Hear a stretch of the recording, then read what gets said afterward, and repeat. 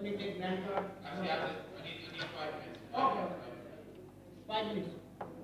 Chill, chill. You said you're busy.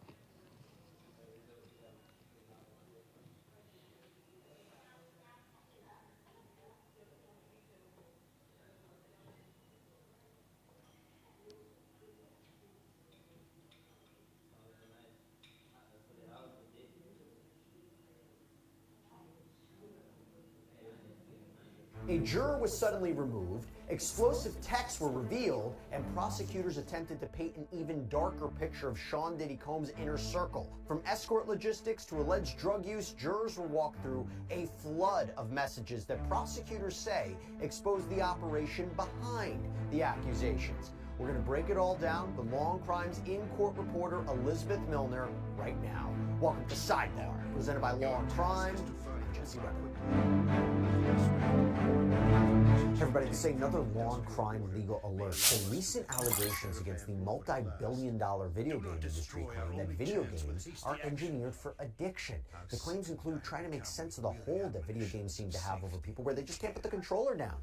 Every win triggers that hit of dopamine that creates a cycle of compulsion, and that disrupts daily life and it harms mental health. But our legal sponsors are taking on the industry that has at many times allegedly put profit over safety, and they're working to potentially get compensation for all of those impacted. So if you or a loved one have suffered some sort of physical or mental health issue due to video games, then visit vgclaims.com/sidebar to answer less than 10 questions and check your eligibility to file a claim. Day 24 of the federal sex trafficking and racketeering trial against Sean Diddy Combs ended with more explosive developments both inside and outside of the witness box. The surprise move by the judge to remove a seated juror drew very sharp objections from the defense, and once testimony got underway, jurors were led through this trove of texts and internal documents revealing alleged drug use, escort arrangements, disturbing behind-the-scenes behavior at the center of the government's case. So to give us that special inside look at what went down in today's proceedings, you know who I'm going to bring in, Long Crimes in Court reporter Elizabeth Milner, who's been there for every step of the action. Elizabeth, so good to see you. So before we get into the testimony, we got to talk about this drama with a juror, juror number 6. Dismissed. What happened?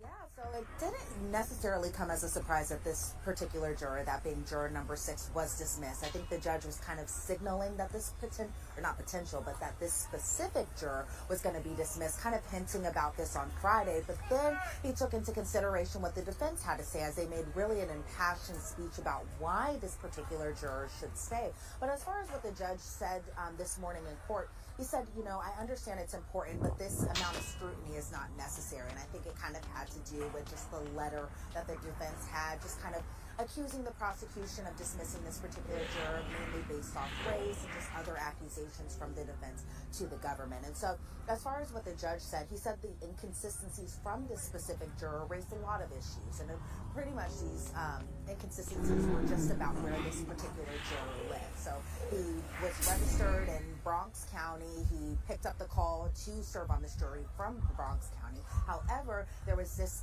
statement that was made to a jury staff member, just kind of out of jest from this particular juror, where he had mentioned something along the lines of, oh, the traffic from New Jersey is crazy, or oh, I just had to travel all the way down from New Jersey, which kind of signaled to other staffers, okay, what's going on here, given that you're a juror from Bronx County, or specifically from the Bronx. And so what ended up happening is the judge brought this particular juror back in the robing room, or judge's chambers, and spoke to this juror just about what was really happening, and spoke to him about a couple of times here. So it wasn't just a one and done type of situation, Jesse. It was something that had been mulling over for a couple of days. And so the judge ended up going back and looking at the record pretty closely. So he reviewed the transcript from the robing room, but also he went back even further and looked at just some of the questions and answers from the jury selection process. So the judge said that there were clear inconsistencies from voir dire, which is jury selection, and the robing room conversations. And the judge had serious concerns about this particular juror's candor and how the juror might have just kind of skewed his answers during the jury selection process, and even when he was having these discussions with the judge too in the robing room, and how he might have skewed his answers and wanted to just stay on the jury. And so the judge said this is threatening the integrity of the jury process. So the defense brought up that the juror will be placed by a white juror, and the defense was kind of really adamant that they just did not want this particular juror dismissed. And so the court took the weekend to look at the defense's argument and everything they had to say, and they didn't believe, they being the court, didn't believe that further inquiry of this jury is appropriate, and they actually said that further inquiry would be inappropriate. And so the judge said that there is nothing that the juror could say that would put the genie back in the bottle. He said this is why we have alternate jurors precisely for this particular situation. And so the defense did ask the court to not make this decision based off race, but the court should and cannot let race be a factor. The judge saying that there was no evidence even of prosecutorial misconduct, and there was zero evidence of that too. So what ended up happening is that juror number 6 was dismissed from the case. So the jury box looks just a little bit differently going forward now, as a lot of the jurors, especially starting kind of in the back row, shifted one seat over to, I guess, the left of the jury box. And so now we see one of the alternates becoming now an official juror. Well, they've always been a juror, right? But now they're officially going to be on the kind of jury pool to be deliberating. And so a lot of stuff happened just this morning, but I think, the writing was on the wall that the judge was ultimately leaning toward dismissing juror. And you make a good point for everybody out there. It's not like this alternate juror has been in a locked room for the past 6 weeks. They've been hearing all the same testimony as the seated jurors. Now they just will become a part of the actual deliberation process. Elizabeth, real quick, was there some issue with another juror too, but we don't have a lot of information about what's going on with that? Yeah, so what we did learn is that the issues concerning these two jurors really have nothing to do with one another, but we did kind of learn a little bit possibly more information, and that was from TMZ. So shout out to Brian Andrews and the TMZ team, because we did kind of learn that I guess this other issue with another juror had to do with a text message they received from somebody asking if this person was the juror that was going to be dismissed. And so there was no conversations that were had outside the presence of the jury today as far as even any types of decisions about whether this particular juror who got the message, because the big thing is they're not supposed to be talking about this case outside, but then there's also the issue, this jury isn't sequestered. So I'm always kind of curious too whether or not they're getting a lot of information. The judge, before they're dismissed for the weekend, or even at the end of the day, is like, don't talk about this case with anyone, turn off your notifications. If you see an article about this case, turn it off, throw your phone away, go outside, those types of things. And so from right now, what we know is that there hasn't been any type of action taken on this particular juror, but the juror did feel a type of way in letting the court know that they did receive this type of message. But as far as any action, as far as dismissing the juror or questioning this juror even further, nothing has been taken today. And I'll tell you, when we do the lunchtime show on Law and Crime's YouTube page, channel, I can't tell you how many questions we get was it a mistake to not sequester this jury? How can we ensure they don't follow anything about the case? I mean, at the end of the day, they should not know who you are, Elizabeth. The person who's the face of Law and Crime's coverage of this, they should not know who you are. They should not know who I am. And if they do, it's a problem. Okay. So we move past the juror issue. Now we go into summary witnesses. Summary witness is very interesting in a case like this. Basically, when you have a digital evidence, you need sometimes a witness to kind of condense it, to kind of do an overview, to summarize what it's about. You have charts that are presented by the government. So obviously in a racketeering case like this in particular, you have so many different players and all these underlying allegations. I'm not surprised. I want to talk about the first witness, this first summary witness. It was a paralegal, and her name is, and correct me if I mispronounce it, Ananya Sanker. What was her role? Yeah, so Ananya Sanker, I hope I'm pronouncing it right too, Jesse. So her role essentially was just reviewing two of the charts that were in this case, and those being the summary charts. And so she said that the government prepared the charts, but then Sankar's role was just reviewing these charts for accuracy. And so she reviewed text messages, documents, audio messages, audio files, which are completely different, and then just other things like that. And so we saw exhibits of, text message timelines, but these ones were specifically from a person that's been brought up a number of times in this trial. However, we haven't heard from this person or directly from her mouth, and that obviously being Christina Coram. And so what we did learn is just about, the messages that were sent on her device, the device that was obtained by HSI during the raids. And so There were just a number of text messages from Christina Coram to Dave Shirley, an assistant, and then just some other messages too, including messages to Jane, messages to Sean Combs, aka Diddy, aka PD, as some messages call him himself. And so what we were able to see from this particular chart was dates and times, the record type, from whoever the sender was, and then to whoever the sender was sending that to, the content file name, and then the source of it all, which is essentially just where the government exhibit is. So that way, whenever the jury goes back to deliberate, they're able to kind of easily find everything because everything's all summed up into one chart. But we saw kind of records from the earliest time frame being March 18th of 2016 to February 26th of 2024. And I thought those dates were pretty interesting because if you think about it, you know, February 26th of 2024 being kind of the last record that they have, I thought was like, oh, okay, because given that the raids happened in March and then Diddy's arrest didn't happen until September, I thought the dates would be a little more current than they actually were. And even going back to March 18th of 2016, that being the earliest of these particular records, that was years into Christina Corum's role already as Diddy's kind of head assistant. And so what we did end up seeing is just some text messages. So we did see one message, this being December 29th of 2019, and it was a message from Ryan Lopez to Christina Coram, Ryan Lopez being one of the assistants, and he said, you know, LOL, think I saw one of the cowboys. You can spot them in the lobby like an escort. I forgot to tell you about it. Then Christina Coram writes to Ryan Lopez, laughing emoji.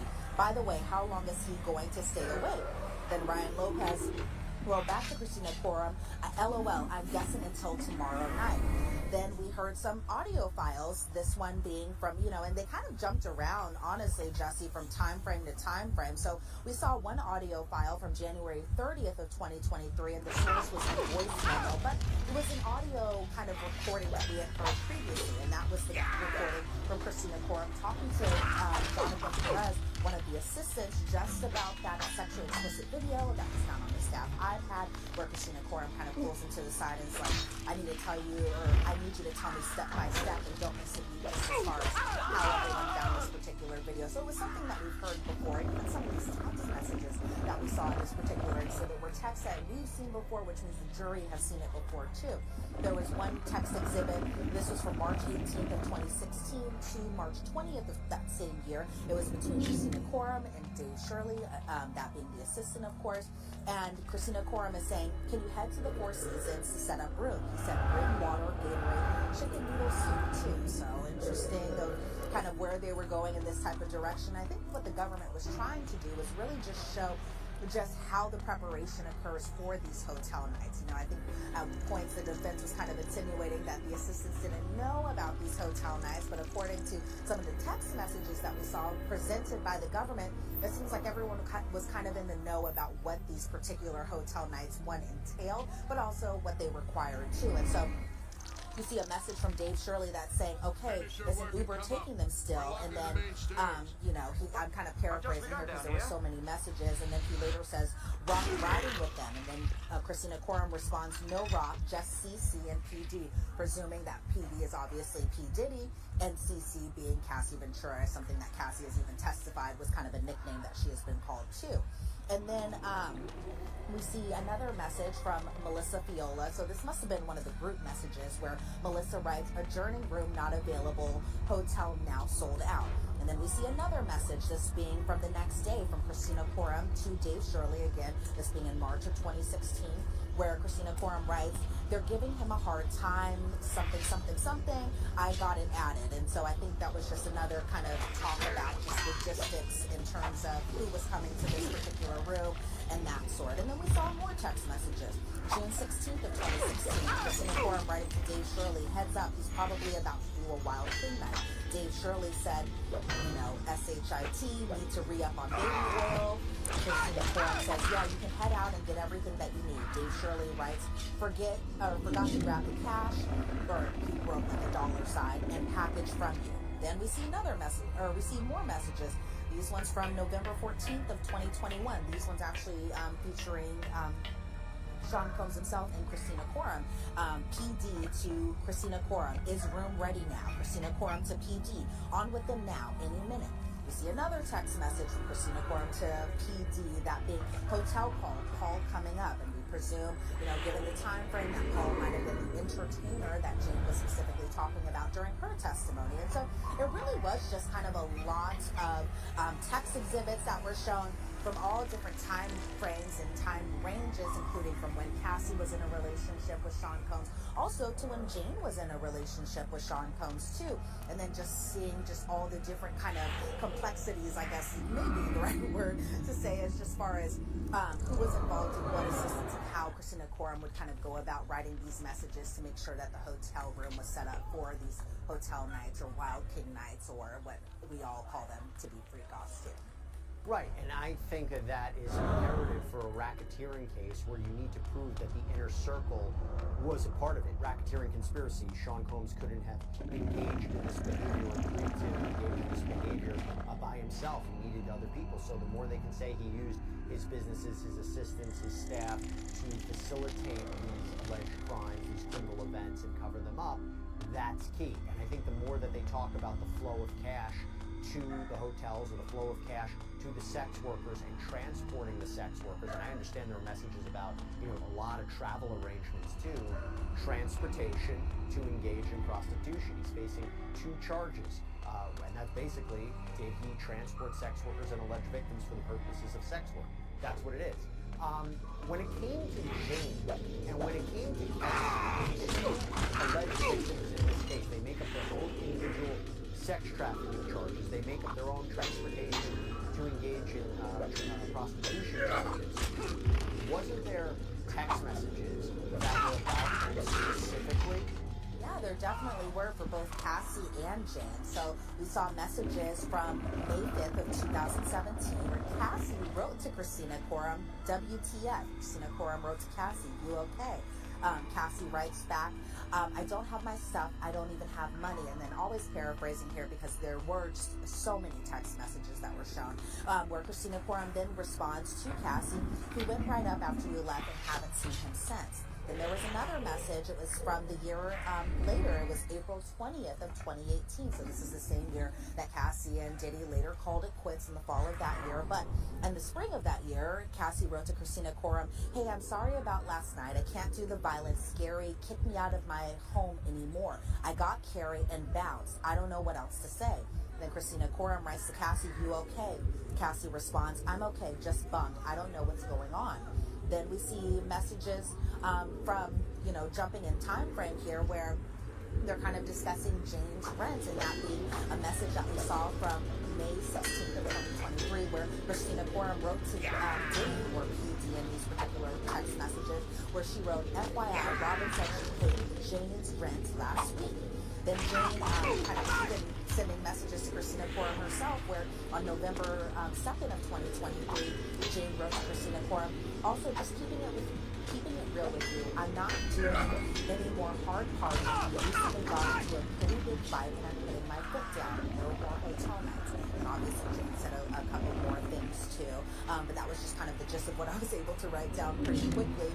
And then we hear an audio file or an audio message that we've also heard before, and this being from November 19th of 2023, so just a couple of days after Cassie filed her lawsuit, and just a couple of days after that lawsuit was ultimately settled, where it's again a recording that we've heard before of Diddy talking to Jane, but this one's a little bit different. It's not like a voice note that people sent to one another through text messages. This was the recording of the recorded phone call that we heard during Jane's testimony, where Diddy is recording Jane and he tells her, I'm sorry you feel that, or Diddy is allegedly recording Jane, I should say that, where he says, I'm sorry you feel this way, I can't talk on the phones, let me know how I can make you feel better.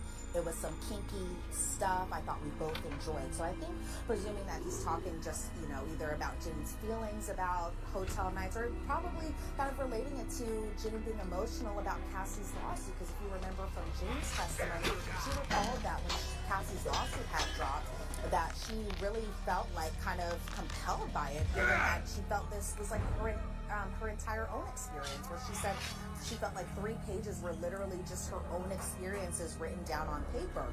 Then there's another audio file That same day, November 19th of 2023, Diddy's calling Jane and he's saying, I really need your friendship right now. Call me back just to make sure you're breathing. And then Jane's kind of visibly emotional, or she is, you can hear her be emotional on this particular recording where she's saying, I'm so effed up.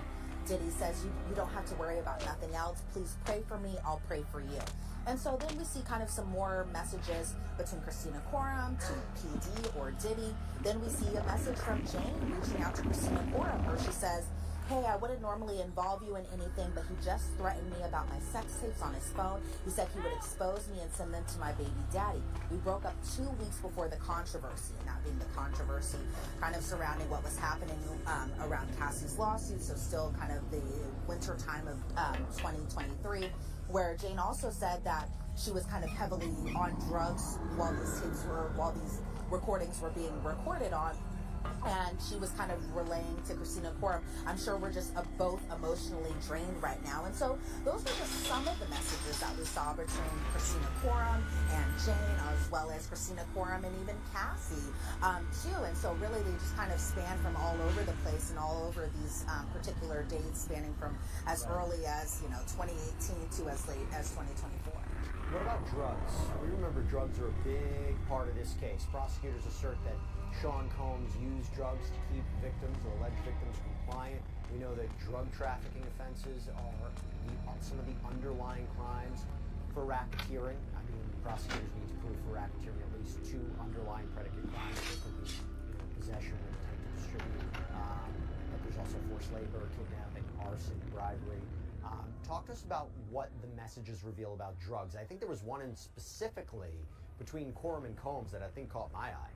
So we did see a few messages about kind of the drug deals and just kind of all that it entailed as far as just kind of their method in terms of just getting or obtaining these drugs allegedly. So we saw one text exhibit from July 23rd of 2022. These were text and audio messages between Christina Koram and Diddy. And so we hear one audio message from Diddy saying, hey, can you see about the hotel room and get the same room? Christina Koram responds in a message, yeah, working on it. London sold out. Presuming that they mean the London hotel, hotel that Diddy frequented a lot. Then you hear an audio message from Diddy saying, I need $10,000. Then Christina Koram responds, okay. There's kind of a gap in time between the next message where Christina Koram wrote to Guido outside. And if you remember Guido from Jane's testimony, Jane had testified that Guido specifically was somebody that they would use to obtain drugs. And so then there's an audio message from Diddy where he said, can you let Guido in and take care of what needs to be taken care of? Christina Koram responds to Diddy saying, yeah, it's been handled. Then we see other messages. This one from the following year, April 14th of 2023. These ones between Fahim to Diddy, as well as Robin Greenhill and Christina Koram. And Fahim was Diddy's, he worked in Diddy's security, but also was someone who drove Diddy around too. Where Fahim wrote $1,200 on flour. And on flour, they don't mean flowers like roses or sunflowers, tulips, none of that. They mean flour as in terms of marijuana, aka weed. And then there was another message that was $1,500 on Guido. Not Christina Koram. Diddy responds, no, hold up. And so I think there was just like kind of a conversation that was had just about the amount of money that was spent, because he always has to sign off on the amount of money that is spent or that his assistants kind of use or pay these drug dealers in order to get drugs allegedly for him. And so then there was another message going back in time a little bit here from November 24th of 2022 is a message from Christina Koram to Diddy Fahim where Christina Koram wrote, Puff, can you text Fa being Fahim, what you need to pick up before his flight to Miami, please? And Diddy responds, I told you, and then the text message went so fast, but essentially he was asking just for Molly pills. And then we see another message from on April 20th of 2023 from Fahim to Diddy, where Fahim says, just gave $5,000 to Brendan for hotel. Diddy responds, okay. So those are just some of the messages that we saw in relation to drugs and just how much money was spent on drugs, but also just in terms of, someone were to buy the drugs and Diddy kind of reimburses it as soon as he checks off and approves how much was spent on whatever particular drug it was. Look, these messages are really important evidence connecting Combs to the other players, a part of his organization, for racketeering purposes, sex trafficking purposes, transportation to engage in prostitution. I mean, even something like you mentioned before, you know, where Jane had texted Christina Coram that Combs had threatened me about my sex tapes that he has on my two phones. That goes to corroborate her testimony. So you can see why the prosecution wanted this summary witness. By the way, there was also text messages from D-Rock, right, his former security guard, and also Mia, an alleged victim in this case, who claims that she had been his assistant, Sean Combs' assistant, and that he sexually assaulted her multiple times. What did the messages reveal about these two individuals?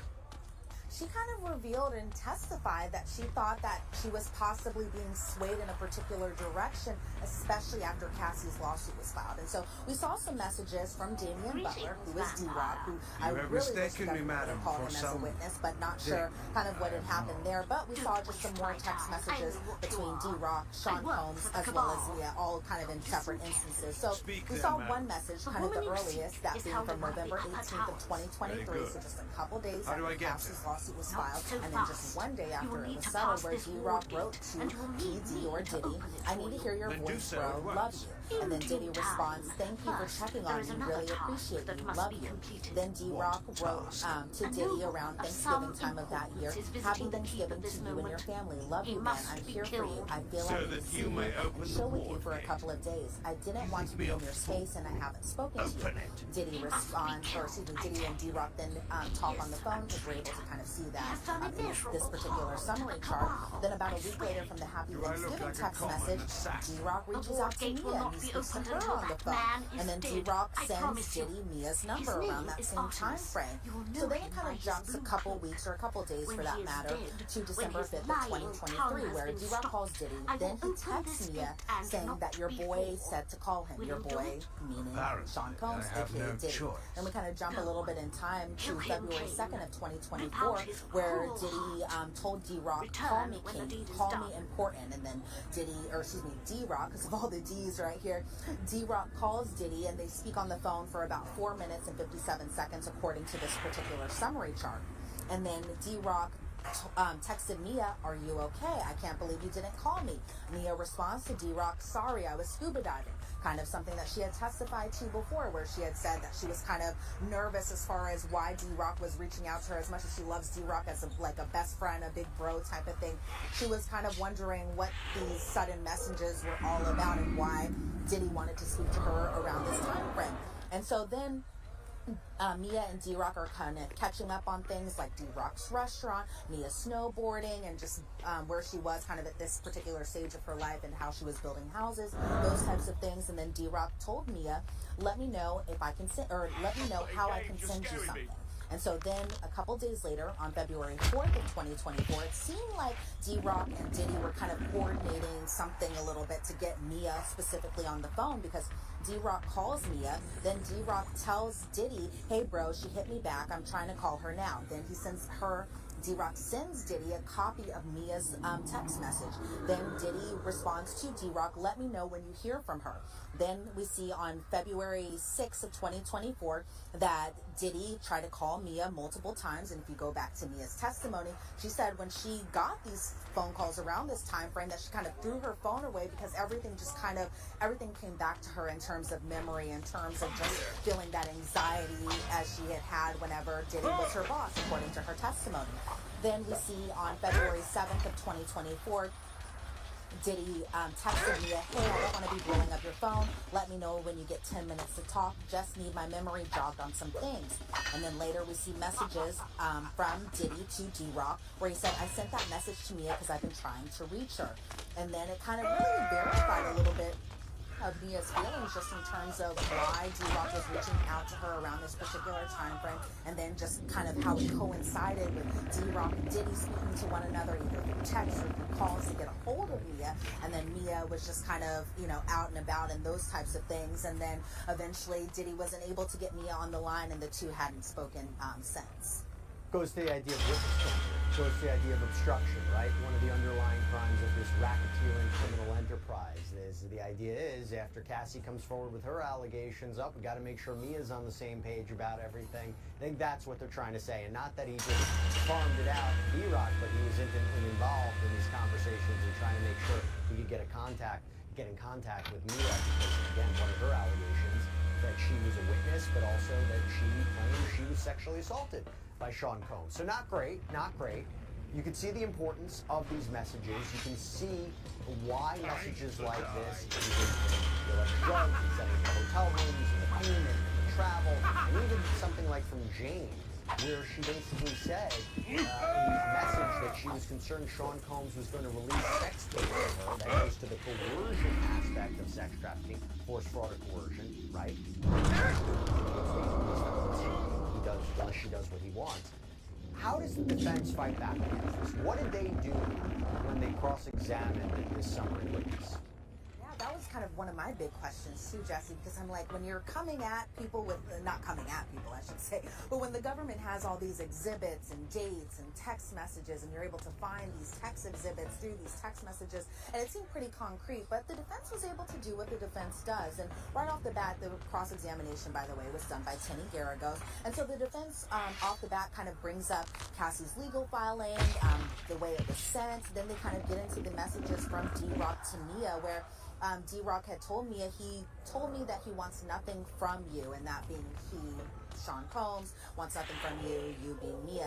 And then we see the message going back to February 2nd of 2024, where Mia told D-Rock that she was out of Skrilla money, and so that she had no money, that type of thing. And so what I think the defense was trying to imply was that D-Rock wasn't reaching out to Mia saying, let me know if you need something because Diddy was making him say that or anything like that. I think what the defense was trying to imply, or at least kind of poke holes in, was that maybe Mia was having financial issues, and that D-Rock, because he was opening a new restaurant, because they are just such close friends, D-Rock and Mia, that he was just sending this money to her, not because of alleged witness tampering or anything like that, but because it was just kind of a big brother trying to help out a little sister type of thing. And so the defense brought up that D-Rock sent that message to Mia saying, if you need anything, let me know.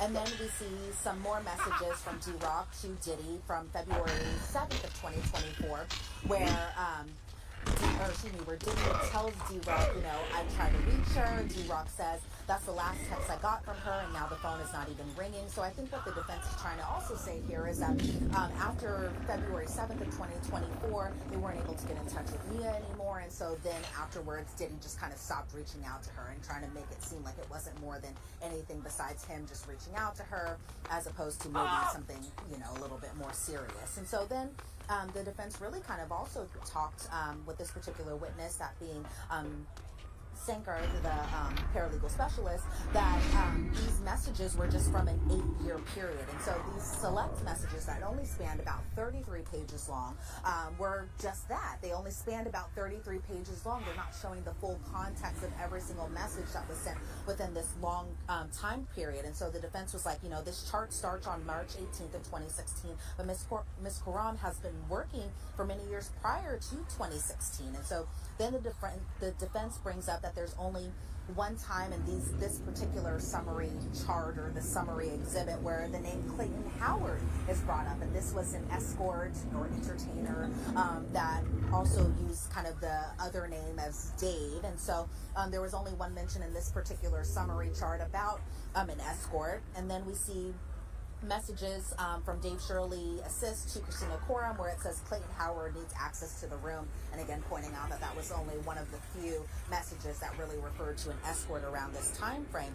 And so then we start to see kind of messages from August 18th of 2016. These were messages that weren't shown when the government was doing their direct examination, and they were from Anat Moore, who was explaining to Christina Coram that the story won't run, or the story will run tonight, and that being a story, I think it was from TMZ, just about Cassie and Diddy getting into a huge fight, and that they broke up, and that they were kind of spinning the story about a fight over a cell phone. And they said in this particular message, the only reason that this story is running is because there's a police report that was attached, and then again, this being around the 2018 time frame. And so the defense brought up, dates that weren't included in the summary chart. They bring up, messages sent between Christina Coram and Cassie, and that no messages were sent or received from the summer and the fall of 2018, and there were only a few messages that were shown from 2019 and 2020.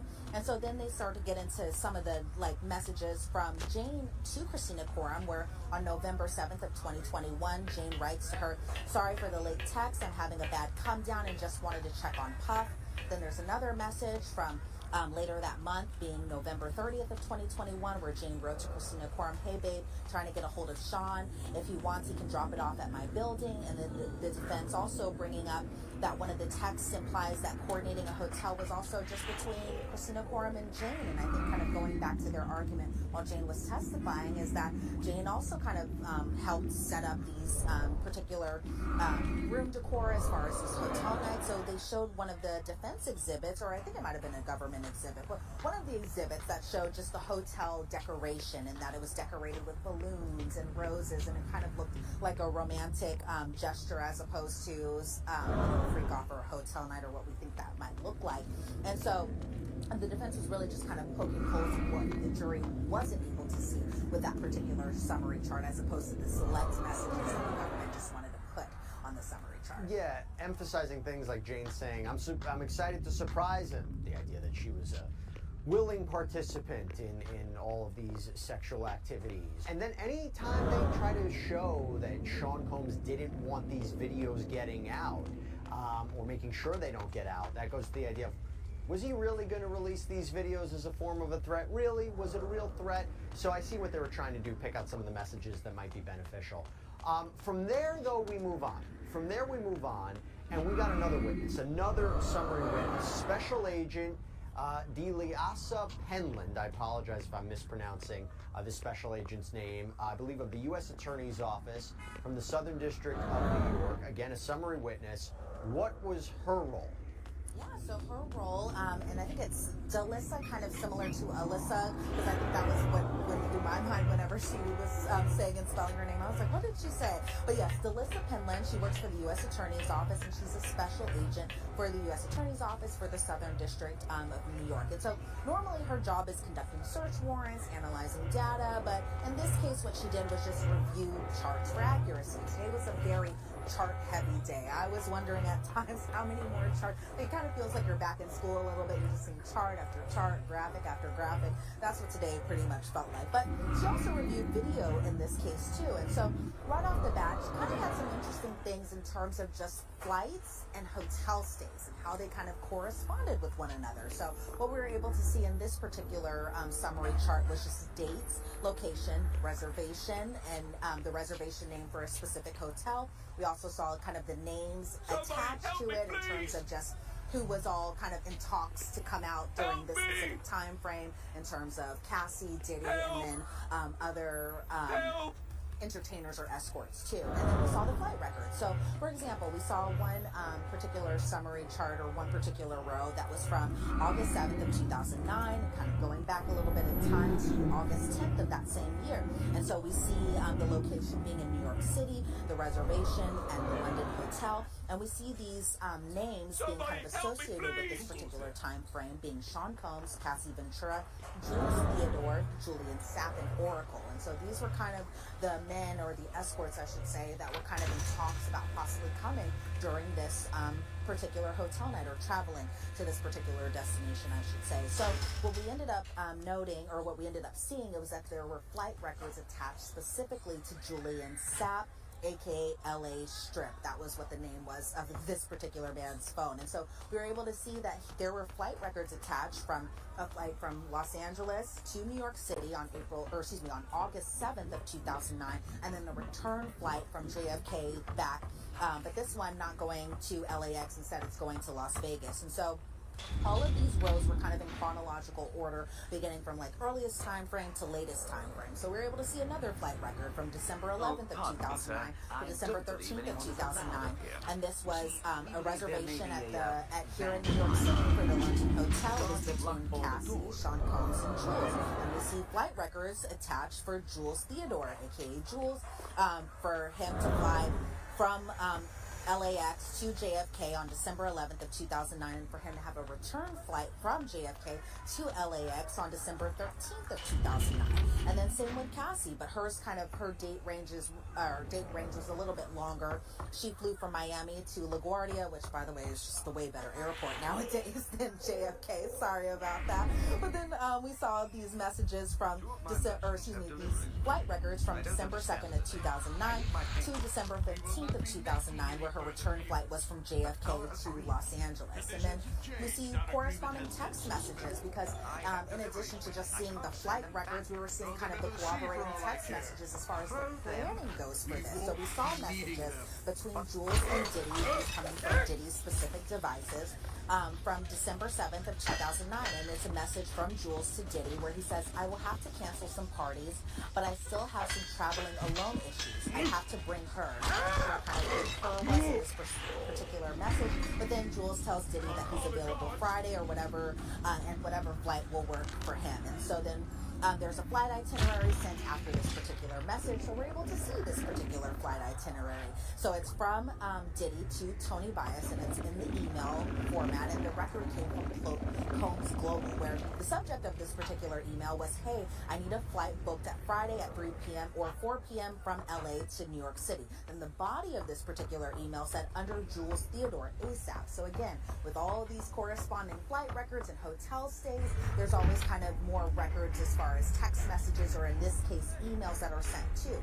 So then Tony Bias sent an email back saying the check-in for this particular time frame was December 11th, and the check-out will be December 14th. And then there was kind of a break in between some of these messages, and then we kind of get into the American Express statements. And let me tell you, Jesse, these American Express statements were something. They were hundreds and hundreds of thousands of dollars just for just a good month or so. All right, and what did these Amex messages reveal?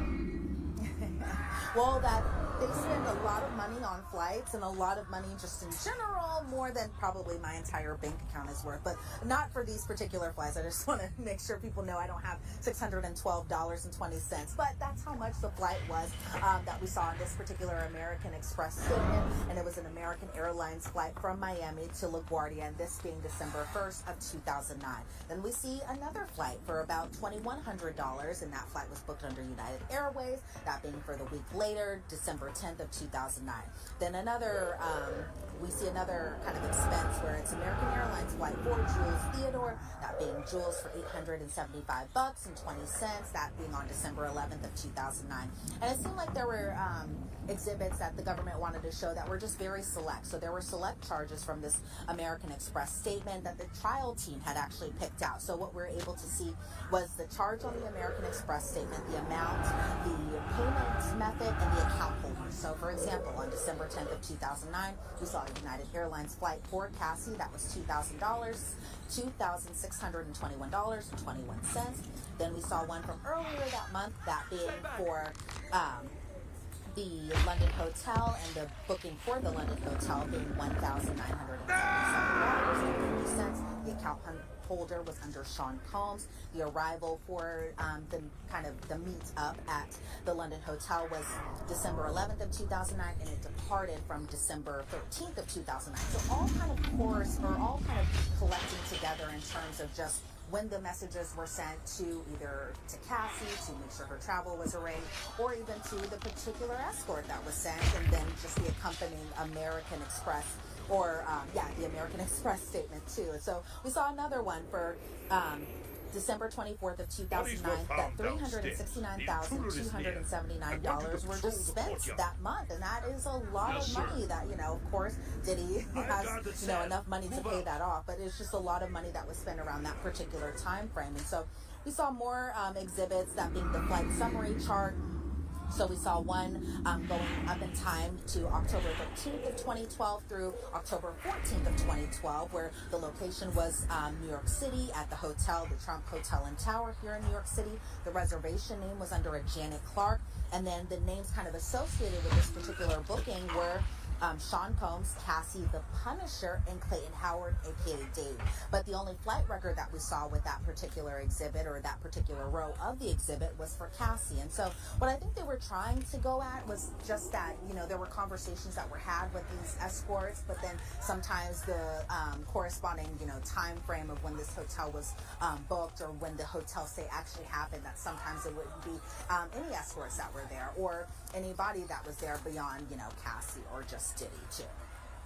And again, The more they show this, the more it leads to a concrete example or examples of transportation to engage in prostitution, transporting alleged sex workers and victims for the purposes of sex work.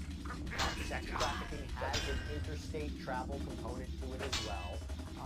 And you're seeing it. I mean, we always wondered the travel receipts, the cash, the credit card bills. This is going to be how you sell this concept to the jury. Now, more specifically, I understand the jury saw text messages from 2013 about Cassie, a hotel room, freak-offs. What about 2013 stood out to you? Yeah, so we did see more messages, and sometimes when they're showing a lot of these messages, I'm like, have we seen these before? Have we not seen these before? But I think we might have possibly seen these before, but I'm going to put a big emphasis on we might. So we did see messages from January 9th of 2013 where Diddy is asking Cassie, are you horny? And Cassie responds, LOL, yeah. And then Diddy responds, want to celebrate Xmas or have a freak off tonight or Friday. Then we see messages just a couple of days later, January 11th of 2013, where Cassie writes to Diddy, you gonna hit Jules, got then, but not until 11. And then Diddy responds, got him for 7 p.m. Then we see another exhibit that same day, January 11th of 2013, where Cassie is messaging Garen being kind of her booker that she used for Cowboys for Angels, which was the kind of service that they used in order to get the escorts or entertainers over to the hotels or their freak-offs. And so we see messages that same day from Cassie to Garen, where Cassie writes to him, hey, how are you? Do you have been in LA tonight? Garen writes, hello, honey. What time are you thinking? Then we see another message between Cassie and then Johnny LA Strip. That was his name in the phone message that we saw, where Cassie writes to him, free, L'Hermitage Hotel. And then Johnny writes, okay, on my way. Cassie writes, actually, we don't need you anymore. She said a couple more things, and I think they were trying to coordinate. What was it that you learned in the all the texts were going by too fast. But then we saw an exhibit and that being a travel invoice for Bad Boy Entertainment, and that being the same time, or excuse me, not the same time, but the same year, but October 19th of 2013, it was a flight for Cass. That information is for Borodor only. Haven't I earned your confidence yet? You have not rescued me yet. Very well. I will return shortly.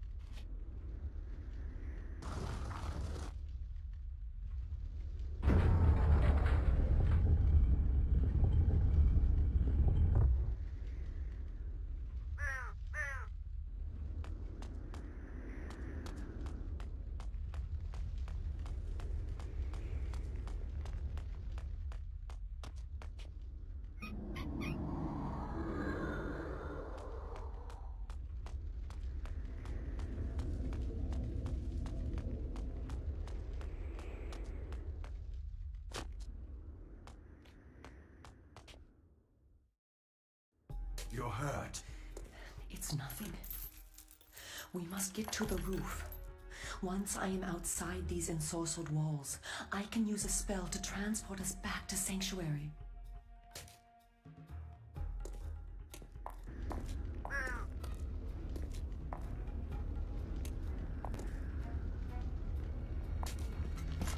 No! At last. What living soul disturbs my order? What creature dares shed the blood of my servants? He had the sword. Soul Reaver, the prize I had won a lifetime ago, was in his foul possession. What is this? You know me. No. You were utterly destroyed. So easily. Your name was drowned in the backwaters of passing time. plans were set alight and seared to smoke and ashes. Let those words be your epitaph. You dare dream of killing me? That fantasy was quenched in blood long ago when I defeated you. And yet, you have learned nothing. Such a pathetic creature. Dare you to challenge me again? Die, fiend! No, Cain! Your death is fated at my hands. How many times must I teach you that lesson? He is too strong for you, Cain. With the Soul Reaver, he can kill us both. We must flee and fight him when we are stronger. No. Release me. That demon of filth is mine. I am your fate, Cain. Now and forever. However long you delay, you will come to me for yours.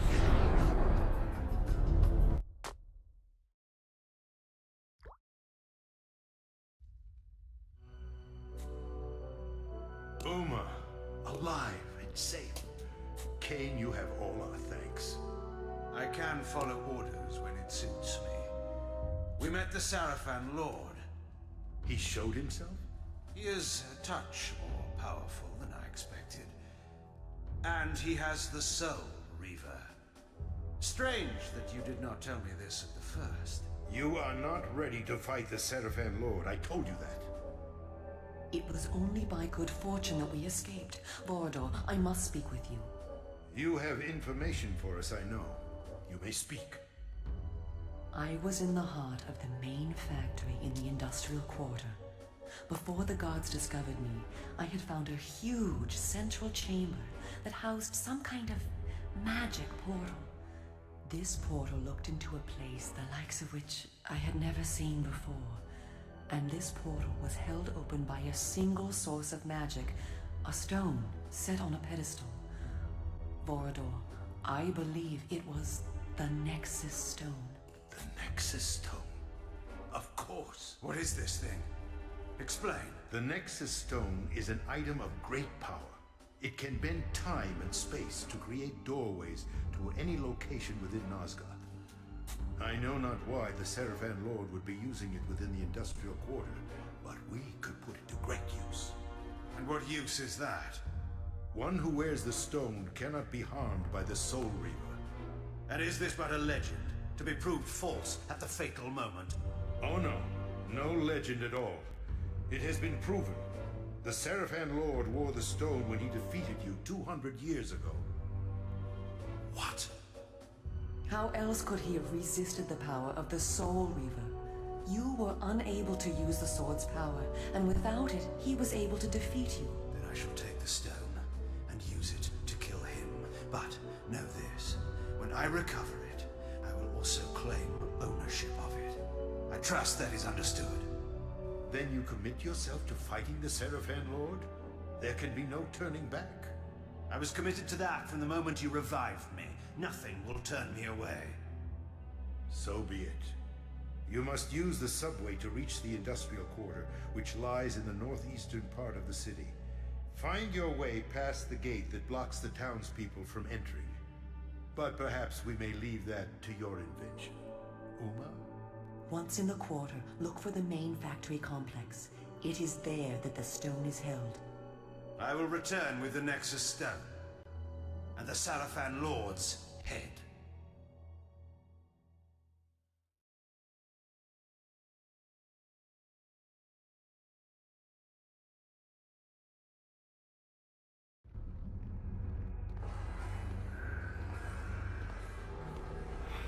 I left the relative safety of Sanctuary and ventured once more into the night. The industrial quarter of Meridian was, I discovered, a heavily guarded fortress. Rather than assault it directly, I stole into the workers' complex and began my quest for the Nexus Stone there.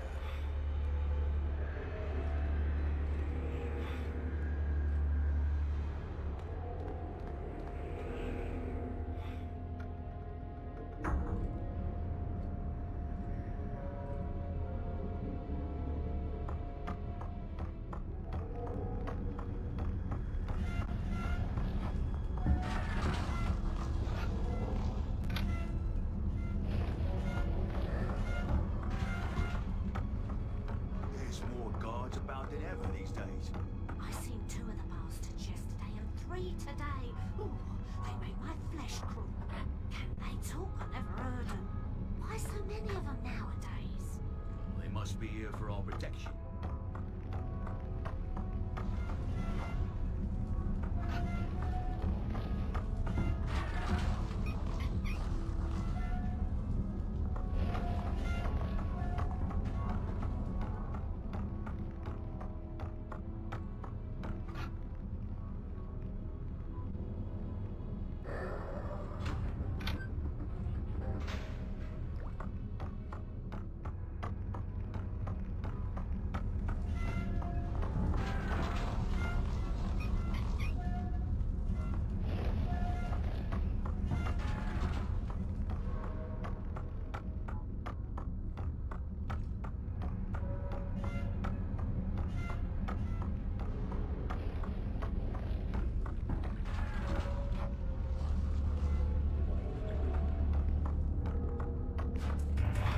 Taste my blade!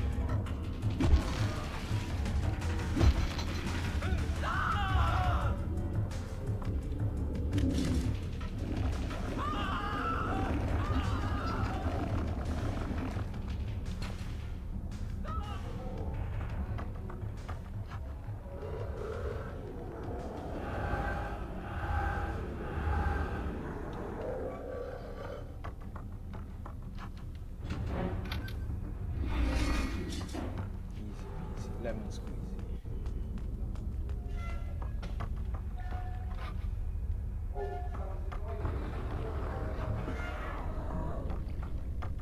You hear that? Hear what?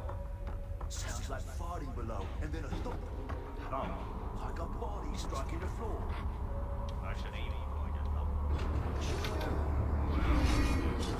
We never heard nothing. I never heard nothing.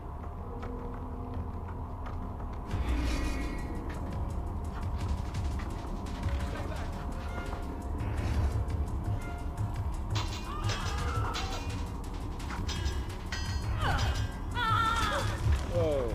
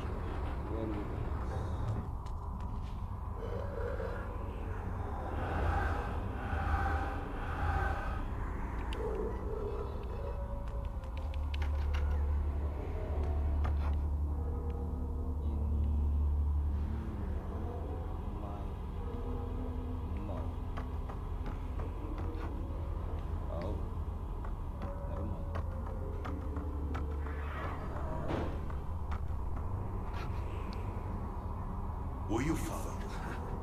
These humans never look twice in my direction.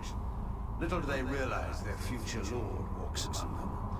Now, tell me of this place.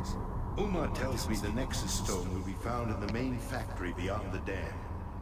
There will be a gondola to take you there. If this is deactivated, you must look below for the glyph to repower it. But be careful of the guards. Have you any further wisdom to dispense? I sense the presence of another vampire close by. He may be watching you. I will whisper you again when it is needed. Once again, I began to feel the obligations of power. To deal justice fairly to all. One day my people would know me again for their lord. But the vampires who were traitors to their kind would know me first.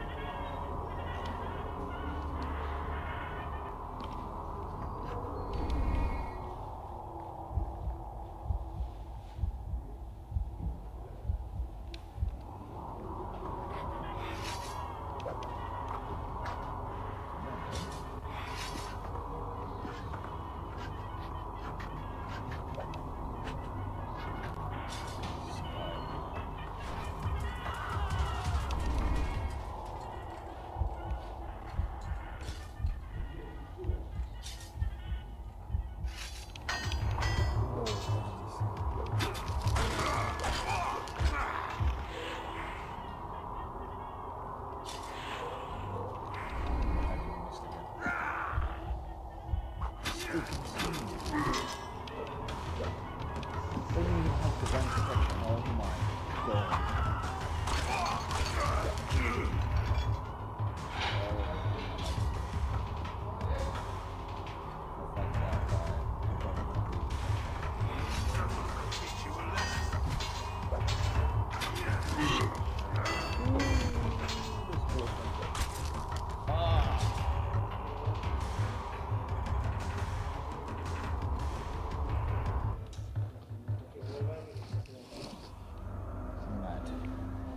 Oh wait. Are you serious? I'm all the way back here. Were you followed?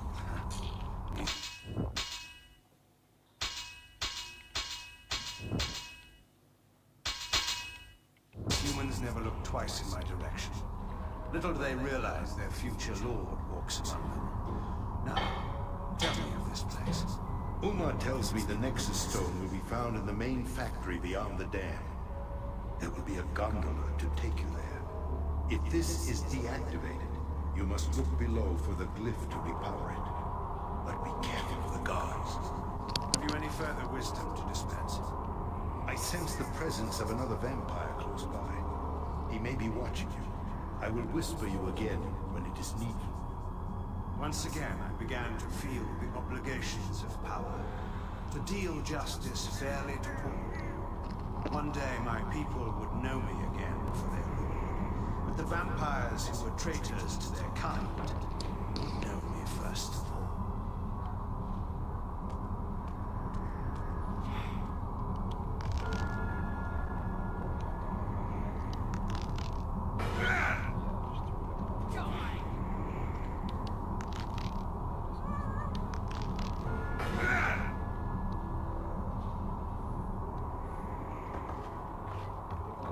Huge knives to cut.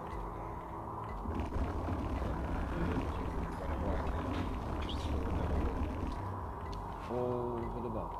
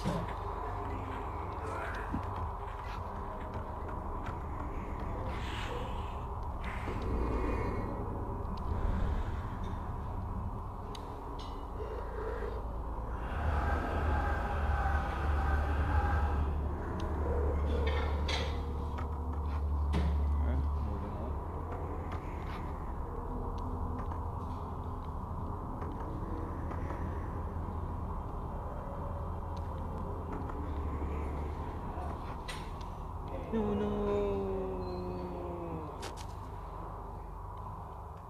Sugar materials.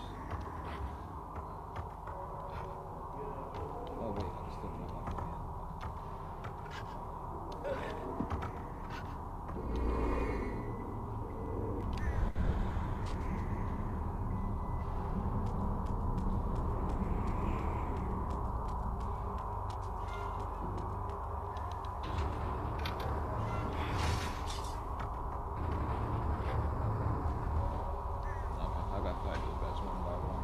Take care of the one on the right, then I can take care of the one on the left. Damn. Where is it?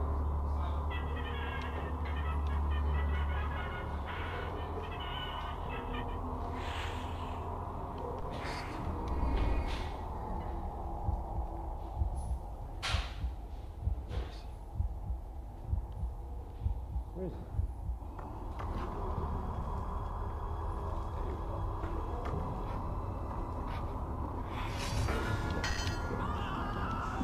Well, what do we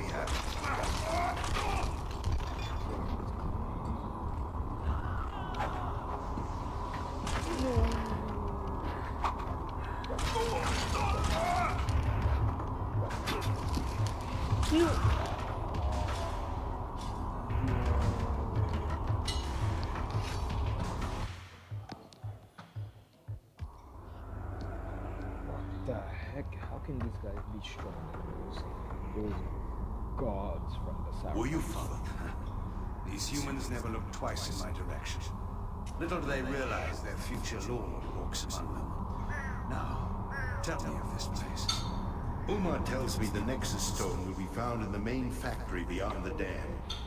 There will be a gondola to take you there. If this is deactivated, you must look below for the glyph to repower it. But be careful of the guards. Have you any further wisdom to dispense? I sense the presence of another vampire close by. He may be watching you. I will whisper you again when it is needed. Once again, I began to feel the obligations of power. To deal justice fairly to all. One day my people would know me again for their lord. But the vampires who were traitors to their kind would know me first of all.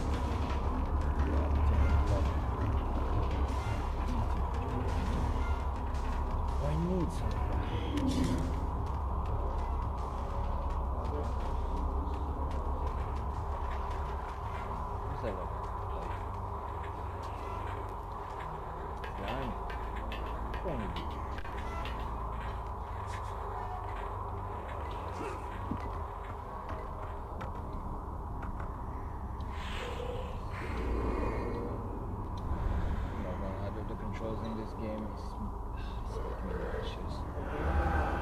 When I'm fighting those two guys. Well, not impossible. Difficult, but not impossible.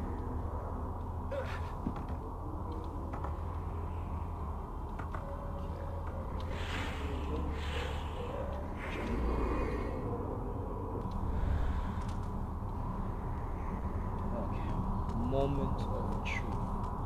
Moment of truth. Wish me luck, guys. Oh, wow. 5 people watching on the oh, cool. 5 people on the stream. Appreciate you guys. I wasn't even paying attention.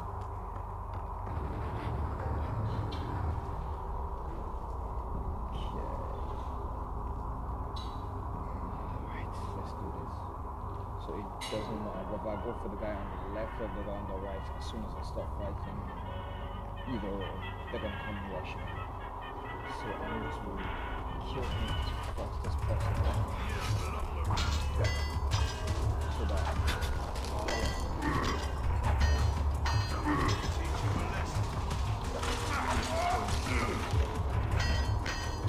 block your hand.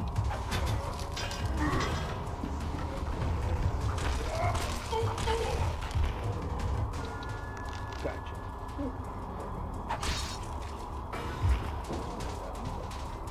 Oh my god, it's still alive.